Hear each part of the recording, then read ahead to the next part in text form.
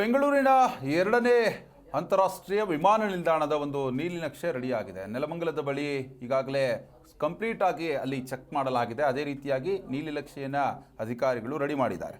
ನೆಲಮಂಗಲ ತಾಲೂಕಿನ ಭೂಮಿ ವೀಕ್ಷಣೆಯನ್ನು ಕೂಡ ಮಾಡಲಾಗಿರುವಂಥದ್ದು. ಮೋಟಗಾನಹಳ್ಳಿಯಲ್ಲೂ ಕೂಡ ಭೂಮಿ ವೀಕ್ಷಣೆಯನ್ನು ನಡೆಸಲಾಗಿರುವಂಥದ್ದು. ಅಧಿಕಾರಿಗಳಿಂದ 5,000ಕ್ಕೂ ಹೆಚ್ಚು ಎಕರೆ ವಿಶಾಲ ಪ್ರದೇಶದ ವೀಕ್ಷಣೆಯನ್ನು ಮಾಡಲಾಗಿದೆ.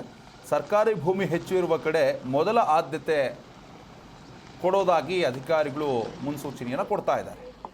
ಇನ್ನು ಎರಡೂ ಭಾಗದ ಭೂಮಿ ವೀಕ್ಷಣೆಯನ್ನು ಮಾಡಿ ಕೇಂದ್ರ ವಿಮಾನ ಪ್ರಾಧಿಕಾರದ ಅಧಿಕಾರಿಗಳು ತೆರಳಿದ್ದಾರೆ. ಬಹುತೇಕ ಎರಡರಲ್ಲಿ ಒಂದು ಜಾಗ ಫಿಕ್ಸ್ ಆಗುವಂತಹ ಸಾಧ್ಯತೆ ಇದೆ. ನೋಡಿ, ಈಗಾಗಲೇ ದೇವನಹಳ್ಳಿಯಲ್ಲಿ ಅಂತಾರಾಷ್ಟ್ರೀಯ ವಿಮಾನ ನಿಲ್ದಾಣ ಇದೆ.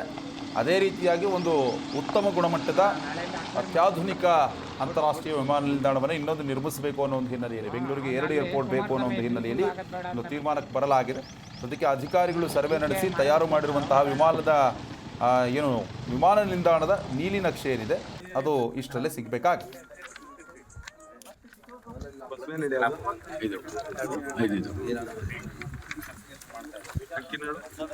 ಅಕ್ಕಿನಾಳು ಅಲ್ಲಿ ಆಮೂಲೆ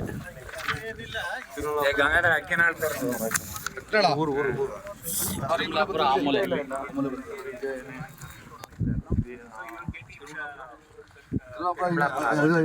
ಐಟೆನ್ಷನ್ ಬರ್ಕಲ್ತಲ್ಲ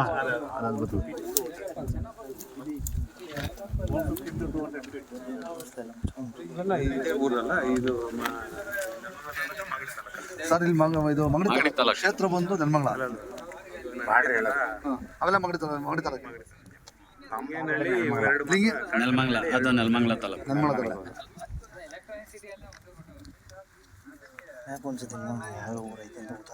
ಯಾಕೆ